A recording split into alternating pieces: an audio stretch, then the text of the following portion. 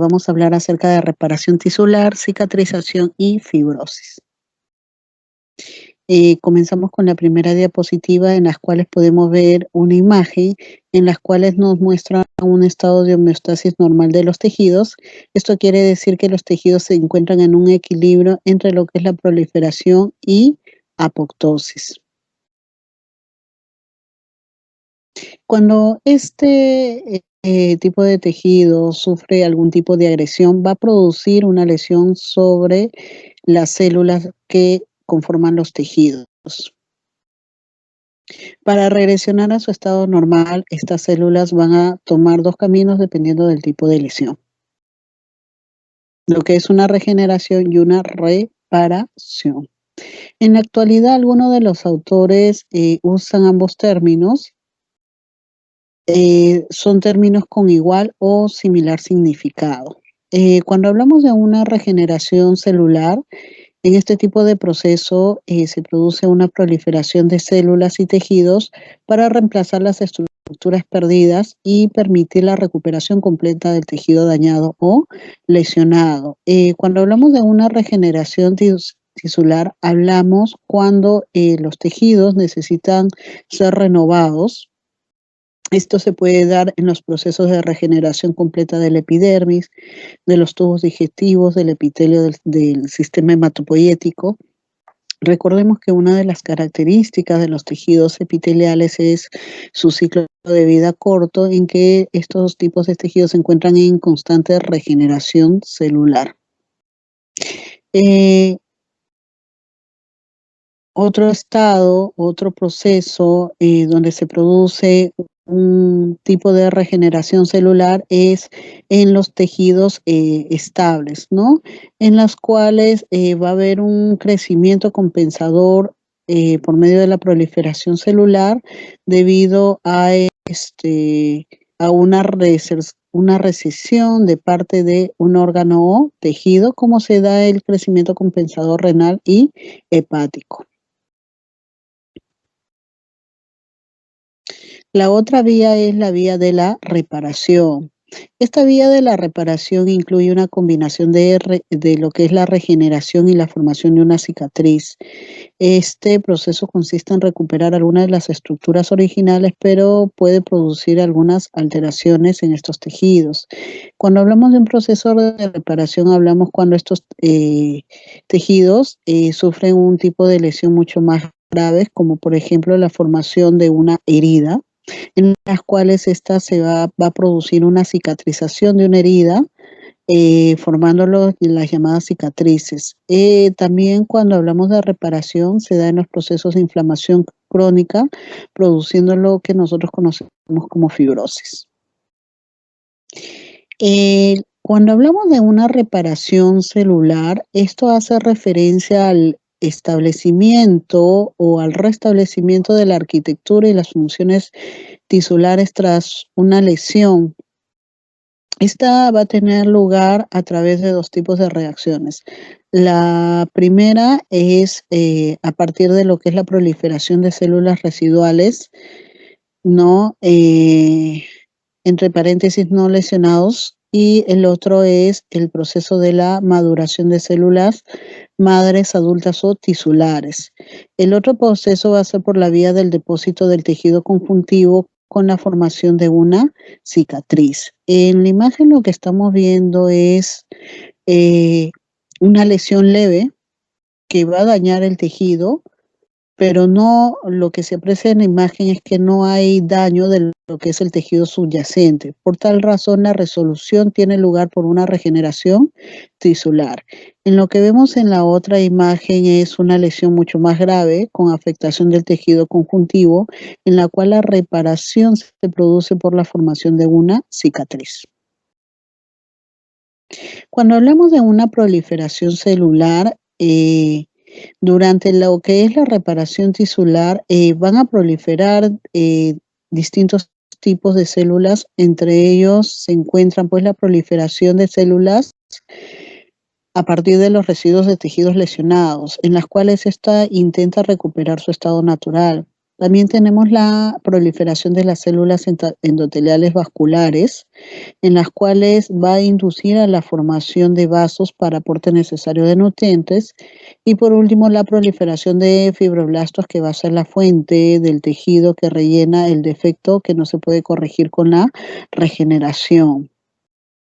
La capacidad de los tejidos para poder regenerarse a sí mismos va a venir determinada en parte por su capacidad regenerativa intrínseca. Según este tipo de criterio, los tejidos del cuerpo se pueden clasificar en los que son los tejidos lábiles, los tejidos estables y los tejidos permanentes. Cuando hablamos de los tejidos lábiles, estamos hablando de aquellos tejidos que se dividen de forma continua por maduración de las células madres adultas y por la proliferación de células maduras. El ejemplo de estos tejidos lábiles se encuentran las células hematopoyéticas y los epitelios superficiales. Dentro de los epitelios superficiales, pues tenemos el epitelio escamoso de la cavidad oral, de la vagina, de la piel, del cuello uterino, el epitelio cilíndrico de los conductos que drenan, por ejemplo, el útero, las glándulas salivales, el páncreas, el tubo digestivo y las trompas de falopio, y los epitelios de transición de las vías urinarias. Cuando hablamos de los tejidos estables, estamos hablando de aquellas células que se encuentran en reposo en una fase G0 con mínima capacidad proliferativa en estado normal. Sin embargo, estas pueden empezar a dividirse en respuesta a una lesión o pérdida de masa tisular. Por ejemplo, el parénquima de los órganos sólidos, las células endoteliales. Cuando hablamos del parénquima de los órganos sólidos, pues estamos hablando del hígado, el páncreas, el riñón y, por ejemplo, el ejemplo de las células endoteliales, estábamos hablando de los fibroblastos y las células musculares lisas. Cuando hablamos de un tejido permanente, estamos hablando de un tejido no proliferativo después de la vida postnatal. Dentro de los ejemplos de los tejidos permanentes, pues tenemos las neuronas, el músculo esquelético estriado. Este tipo de proliferación celular está regulado por señales aportadas por los factores del crecimiento y la matriz extracelular.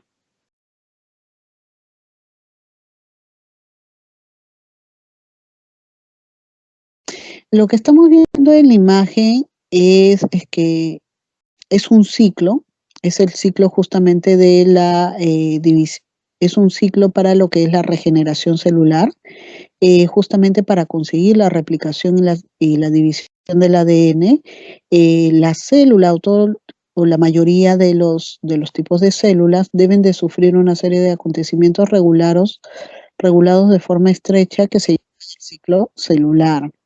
Este ciclo celular influye las fases G1 o la llamada fase presintética, la fase S o también llamada la fase de síntesis de ADN, la fase G2 o llamada la fase premeiótica y la fase M, que es la fase meiótica en la que sucede la división celular.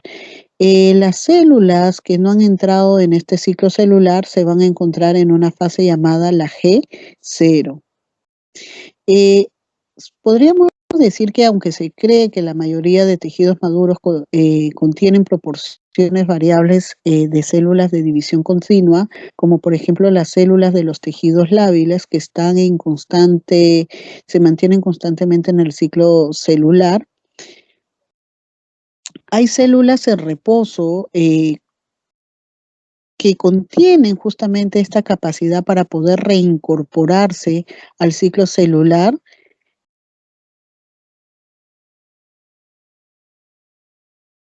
como por ejemplo las células de los tejidos estables, ¿no? Y también vamos a encontrar células que no se dividen en la realidad. Resulta difícil cuantificar sus proporciones en cualquier tejido actualmente. Actualmente se sabe que la proliferación celular es una de las vías de regeneración y que las células madres son importantes porque contribuyen sustancialmente durante el desarrollo de este proceso.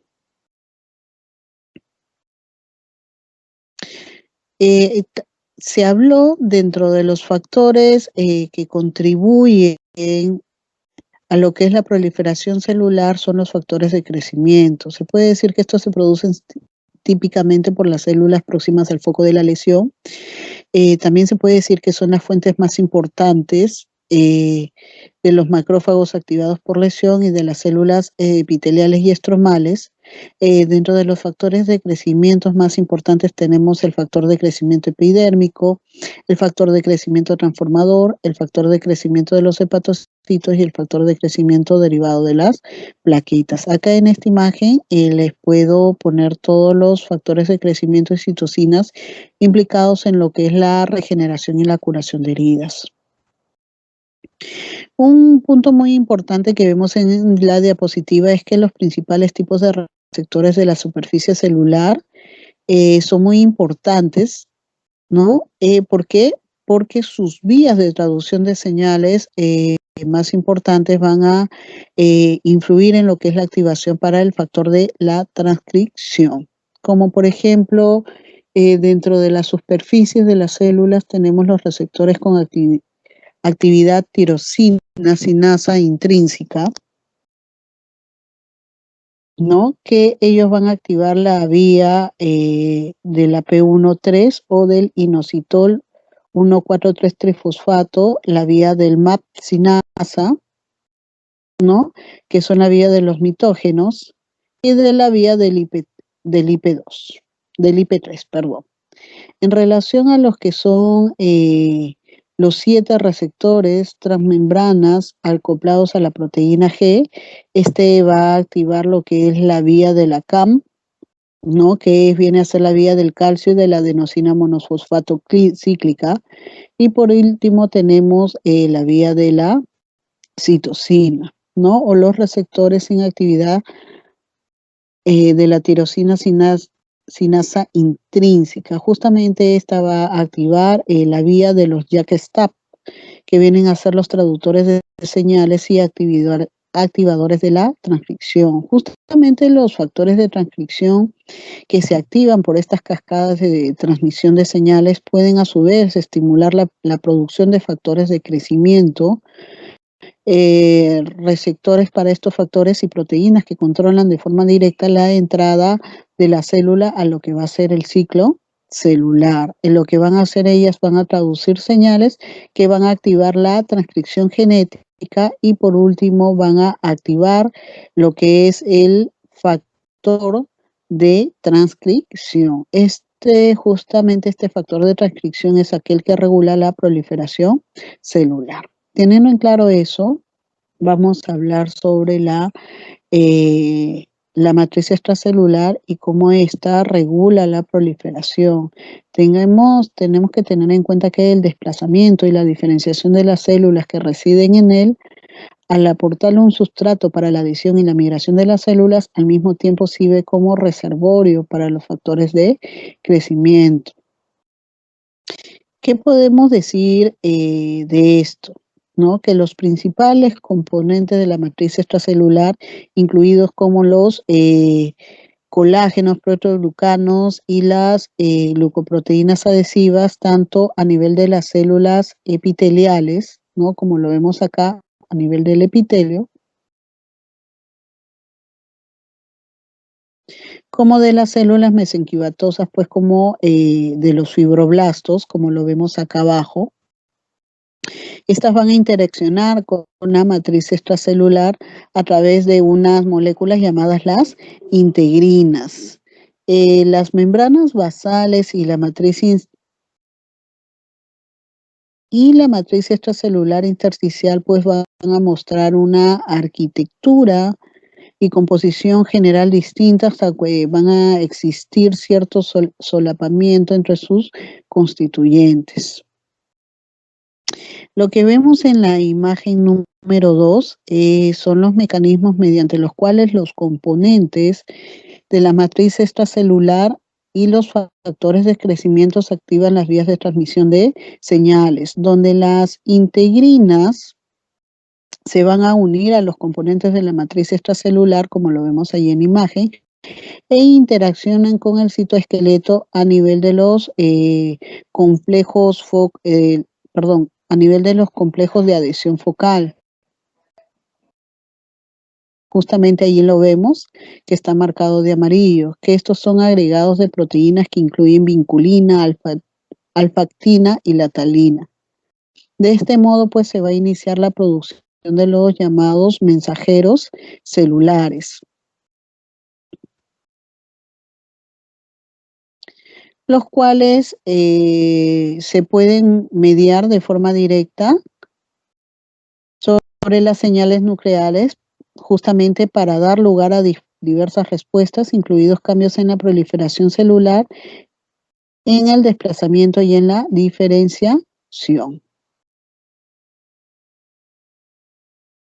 Entonces, para que ustedes lo entiendan de una manera un poquito más simple, lo que se quiere decir con esto es que justamente los receptores de la superficie celular para los factores de crecimiento, lo que pueden hacer es activar lo que es las vías de traducción de las señales que vemos acá, que se solapan con las que activan a las integrinas y la transmisión de señales de los componentes de la matriz extracelular y los factores de crecimiento dentro de la célula van a dar lugar a diversas respuestas, incluidos pues los cambios en lo que es la proliferación,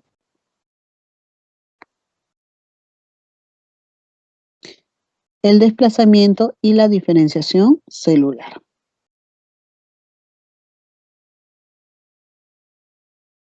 La proliferación de las células residuales. Estas se van a dar gracias al desarrollo de las células madres,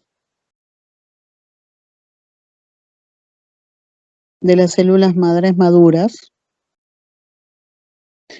las cuales este desarrollo de las células madres se da a partir de qué? De las células madres pluripotenciales, que originan células con una capacidad de desarrollo más limitada y al final pues generan las células madres que ya están comprometidas hacia una línea específica de tejidos. A estas se le van a llamar pues las células madres tisulares. Esto gracias pues a un proceso llamado transdiferenciación. ¿Y qué es este proceso de transdiferenciación? Es el cambio en la diferenciación de una célula de un tipo a otra.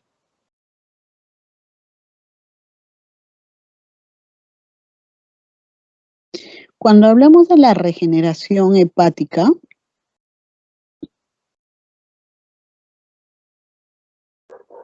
estamos hablando de que el hígado, el órgano del hígado, tiene una notable capacidad de regeneración, en los cuales los hepatocitos individuales se replican una o dos veces durante la regeneración y posteriormente vuelven a un estado quisquiciente. Se puede decir que las células madres o progenistoras intrahepáticas no intervienen en estas respuestas de crecimiento compensador tras una hepatectomía parcial. Sin embargo, las células endoteliales y otras células no parenquimatosas del hígado en regeneración pueden originarse a partir de precursores de la médula ósea. Entonces, la proliferación a partir de los hepatocitos y la regeneración hepática a partir de las células progenitoras, que ya hemos visto que no intervienen directamente, pero sí algunas se pueden originar a través de los precursores de la médula ósea. Pasos para la formación de una cicatriz. Tenemos lo que es la angiogenia, la formación de tejido de granulación y la remodelación del tejido conjuntivo. Cuando hablamos de la angiogénesis, estamos hablando de la formación de nuevos vasos sanguíneos. Esto se puede dar por dos procesos, la angiogenia a partir de los vasos preexistentes y la angiogenia mediante la movilización de los CPE, que vienen a ser las células precursoras endoteliales de la médula ósea. Cuando hablamos de la angiogenia a partir de los vasos preexistentes, hablamos que las células endoteliales de estos vasos se hacen móviles y proliferan para generar brotes vasculares para la maduración de los vasos. Va a haber una estabilización que va a implicar el reclutamiento de los pericitos y las células musculares lisas para formar la capa periendotelial. Cuando hablamos de las CPE o las células precursoras endoteliales, se van a movilizar desde la llamada médula ósea y pueden migrar hacia lo que es el lugar de la lesión o de crecimiento tumoral. En estos lugares se diferencian y forman una red madura uniéndose a los vasos existentes. Luego se da el depósito de tejido conjuntivo. Esto se va a dar gracias a la proliferación y migración de los fibroblastos al sitio de la lesión. Esto se va a dar gracias a la activación por citocinas y por algunos factores de crecimiento. El tercer proceso se va a dar por la remodelación de tejidos conjuntivos. Acá va a haber síntesis y degradación de proteínas de la matriz extracelular. Esta se va a dar gracias a las metaloproteínas de la matriz y a los inhibidores intersticiales de las metaloproteínas. Por último, tenemos la cicatrización o la curación de heridas por primera intención y segunda intención. Debemos de tener en cuenta que cuando hablamos de un restablecimiento de tejidos por una primera intención, estamos hablando de aquellas que son causadas por una inserción quirúrgica no infectada. Cuando hablamos de una curación de heridas por segunda intención, estamos hablando de aquellas heridas o aquellas lesiones donde ha habido pérdida de tejido de gran extensión, como por ejemplo por un absceso, úlceras o necrosis isquémicas, donde en la zona de la lesión ya hay algún tipo de infección. En los procesos de reparación, en ambos procesos, va a haber la formación de un coágulo de sangre, en las cuales la herida va a condicionar la activación rápida o lenta de las vías de coagulación. En el caso de la formación del coágulo, el coágulo va a contener lo que es la fibrina, la fibronectina y componentes del complemento. El coágulo lo que va a permitir es detener lo que es la hemorragia y también sirve como un andamiaje para que las células que migras van a ser atraídas por los factores de crecimiento y las citocinas. Algo que hay que aclarar es que en la reparación por segunda intención, el coágulo de fibrina es más grande y se produce y va a haber más producción de exudados y restos necróticos en la zona dañada.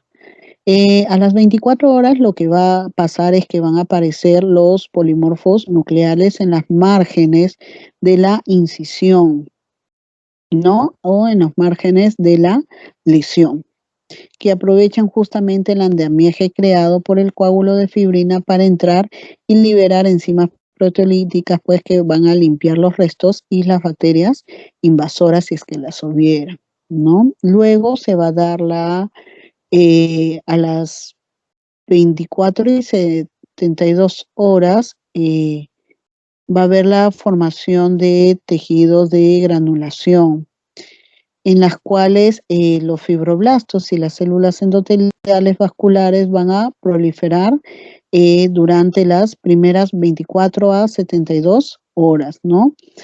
Del proceso de reparación para crear un tipo pues especializado de tejido que se llama el tejido de granulación, su característica histológica típica va a ser justamente la presencia de nuevos neovasos y la proliferación de los fibroblastos. fibroblastos, como lo vemos en esta imagen. Se puede decir que a los 5 y 7 días el tejido de granulación lo que va a hacer es rellenar la zona lesionada y la neovascularización va a estar en su máxima expresión.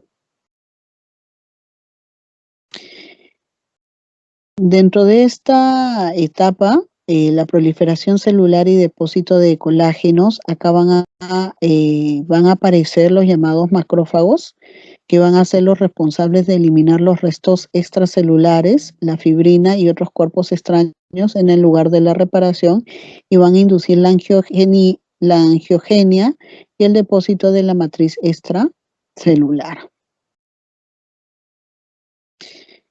Justamente esta etapa de proliferación de células epiteliales se va a dar gracias o va a estar regulada gracias a unos factores de crecimiento, como por ejemplo quimiosinas, factor de crecimiento tumoral, el factor de crecimiento derivado de plaquetas, el factor de crecimiento transformante beta y el factor de crecimiento de fibroblastos. En las cuales ya para esta etapa ya se van a reconocer fibras de colágenos en los márgenes de lo que es la incisión.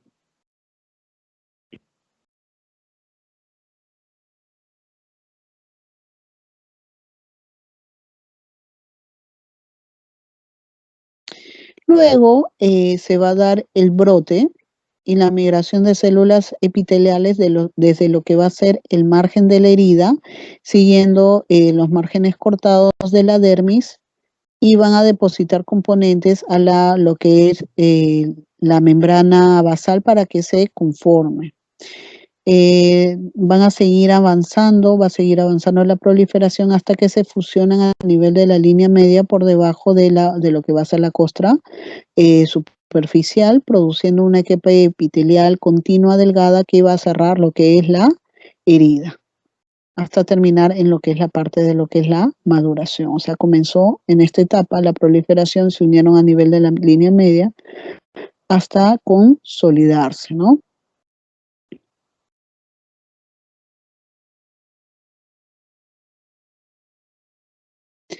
Cuando hablamos de la epitelialización completa de una herida, obviamente en una reparación por segunda intención esta va a ser mucho más lenta porque el espacio que se debe de salvar es mucho más extenso.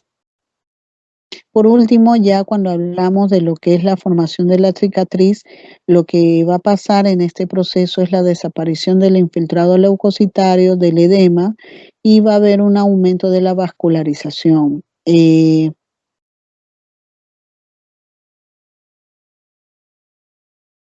Después esta va a pasar a un proceso en las cuales van a desaparecer a partir de la segunda semana. En último término, pues el esqueleto del tejido de granulación original va a quedar convertido en una cicatriz pálida vascular constituida pues por fibroblastos, fusiformes, colágeno denso, fragmentos de tejido elástico y otros elementos de la matriz extracelular. Algo que va a pasar en lo que es la reparación por segunda intención es la contracción de la herida. Esto se suele producir pues porque la lesión, el tipo de lesión es bastante extensa. Lo que va a hacer este tipo de contracción es ayudar a cerrar la herida porque disminuye el espacio entre los extremos dérmicos y la superficie de lesión. Por tanto, es un rasgo importante en este tipo de cicatrización por segunda intención. Quedando en claro esto, vamos a ver esta imagen en las cuales podemos ver todos los procesos para lo que es la reparación de heridas, en las cuales podemos ver el número de células en la herida según el día y las etapas, ¿no? En las cuales en una primera instancia en las cuales se da la hemostasia, va a haber presencia de plaquetas. En la fase de lo que es la inflamación va a haber presencia de neutrófilos y de los macrófagos del tipo 1, en las cuales estos pues se diferencian porque su función va a ser justamente de fagocitar y eliminar presencia de bacterias o de restos celulares. En el proceso ya de lo que estamos viendo de terminando lo que es la inflamación y entrando ya a la parte de la proliferación, va a haber presencia de macrófagos del tipo 2. Justamente estos macrófagos se diferencian de los del tipo 1 porque estos macrófagos van a inducir a lo que es la reparación celular. En esta etapa de proliferación va a haber mucho más presencia de lo que son los fibroblastos, ¿no? Y ya va a empezar a haber presencia de los que son los queratinocitos. En la fase de la remodelación ya vamos a ver pura presencia de lo que son miofibroblastos, queratocitos y muy poca presencia de lo que son las células llamadas los fibroblastos. Justamente esta etapa de remodelación o esta etapa de reparación de heridas puede durar también meses o 2 años dependiendo del tipo de lesión. Lo que estamos viendo acá en imagen, en esta primera imagen, es un tejido de granulación que muestra numerosos vasos. Hay presencia de edema y una matriz extracelular bastante laxa que alberga ocasionalmente células inflamatorias en las cuales el colágeno o las fibras colágenas se tiñen de color azul debido a la tinción tricrómica. En este momento se reconoce mínimo colágeno maduro. En esta otra imagen, lo que estamos viendo es una tinción tricómica de una cicatriz madura que muestra colágeno denso en gran cantidades con ocasionales canales vasculares dispersos que están acá. Entonces hay una gran diferenciación en lo que es la presencia del colágeno. Factores que influyen en la reparación del tejido, influye lo que es la infección, que es la causa más importante del retraso en la cicatrización porque determina lesiones tisulares persistentes e inflamación. La diabetes mellitus, que es una patología que se asocia a un retraso en la cicatrización como consecuencia de la microangiopatía que con frecuencia caracteriza esta enfermedad. El estado nutricional que afecta mucho a la cicatrización de las heridas, por ejemplo, las deficiencias de proteínas y sobre todo de la vitamina C, que inhiben la síntesis del colágeno y retrasan la curación. Los glucocorticoides, como que son compuestos que inhiben también la síntesis del colágeno y los factores mecánicos como una movilización precoz de las heridas pueden retrasar también la cicatrización al comprimir los vasos y separar los márgenes de las heridas.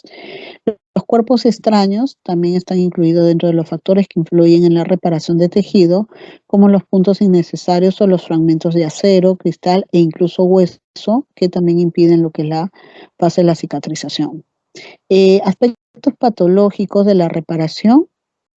Bueno, se puede dar la formación deficiente de la cicatriz.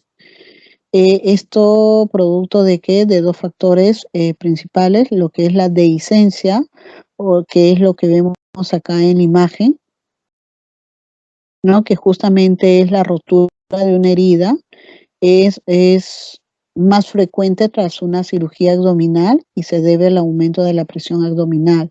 También otro tipo de procesos que entran dentro de la formación deficiente de lo que es la cicatriz son las heridas que se pueden ulcerar porque tienen una vascularización inadecuada durante la cicatrización.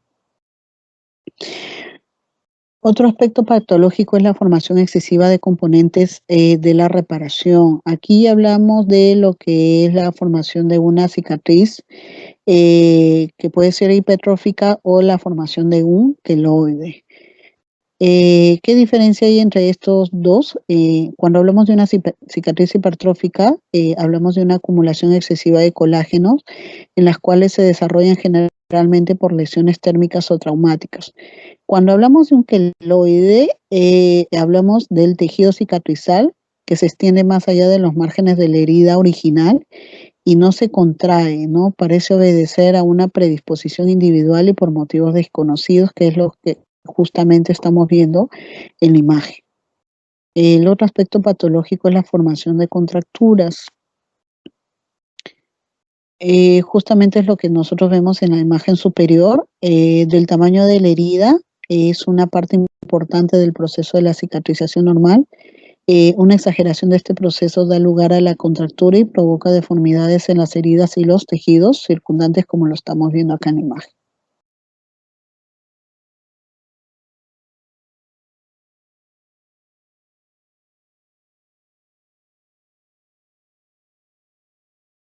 Lo que es una fibrosis viene a ser un depósito excesivo del colágeno de la matriz extracelular en las enfermedades crónicas, en las cuales se da por la presencia de un estímulo persistente. Normalmente está relacionado con lo que es la inflamación crónica, en las cuales va a haber una activación de macrófagos y linfocitos, los cuales va a determinar la producción de factores de crecimiento de citocinas que van a aumentar lo que es la síntesis de colágeno. Justamente el depósito de colágeno se potencia mediante una reducción de lo que es de la actividad de las llamadas metaloproteínas, ¿no? En las cuales va a producir una menor degradación de colágeno que va a producir la llamada fibrosis.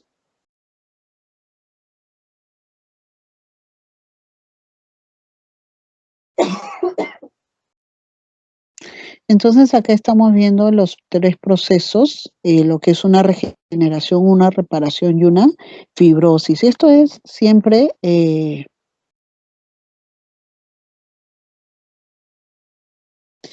respuesta a una lesión, ¿no? Es una respuesta celular y vascular a una lesión, ¿no? En las cuales tenemos que tener en cuenta que si se elimina el estímulo, estamos hablando de una lesión aguda, en las cuales estas pueden producir muerte de células parenquimatosas, en las cuales la trama estructural del tejido va a estar intacta. Esta también puede estar producir heridas superficiales o también puede estar dada por algunos procesos inflamatorios en las cuales se va a producir una regeneración gracias a la que va a permitir la recuperación de la estructura normal, como por ejemplo la regeneración hepática tras la hepatectomía parcial, heridas cutáneas superficiales y la reabsorción de exudado en la neumonía lobular. El otro proceso son las muertes de células parenquimatosas, en las cuales ya va a causar unas lesiones en la trama estructural del tejido. Esto se puede dar producto de heridas profundas. Esto va a causar una reparación con formación de cicatriz. Estos ejemplos se dan en heridas excisionales profundas o en el infarto de miocardio. Cuando hay una persistencia del estímulo, como por ejemplo en la inflamación crónica, va a haber la activación de los macrófagos y de los linfocitos. Esto justamente va a determinar la producción de factores de crecimiento y citocinas que van a aumentar la síntesis justamente del colágeno. Justamente el depósito de colágeno se va a potenciar mediante la reducción de la actividad de las metaloproteínas, que lo hemos hablado en las diapositivas anteriores, que van a producir lo que llamamos una fibrosis o tejido cicatricional.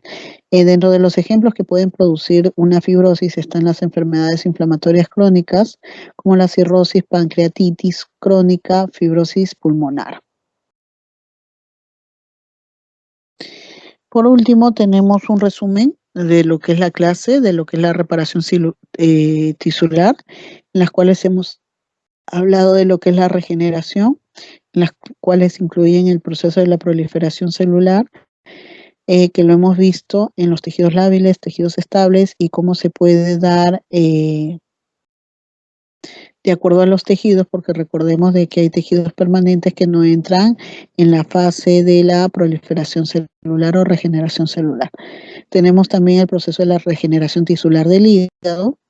Tenemos el proceso de lo que es la cicatrización, en las cuales va a incluir la angiogénesis, ¿no? Que va a estar mediado por los factores de crecimiento, las angiopoyetinas, el NOSH, las proteínas de la matriz matriz extracelular y algunas enzimas.